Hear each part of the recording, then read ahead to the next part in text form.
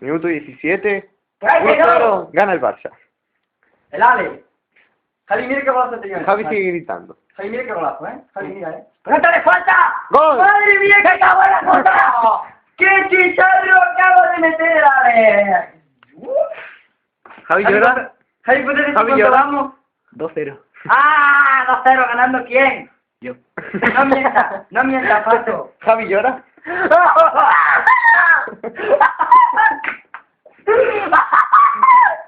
Pues venga, vamos.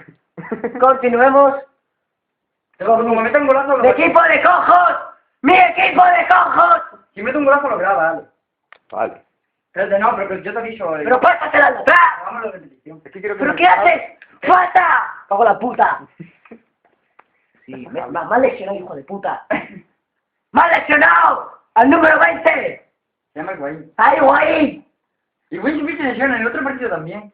¡Ay, Di María! ¡Pues si no sale en el mapa! ¡Ay, tío! ¿Por qué no hace algo el balón? ¿Por qué haces? ¡Pero si yo no he hecho nada! ¿Pero por qué no juega por mí?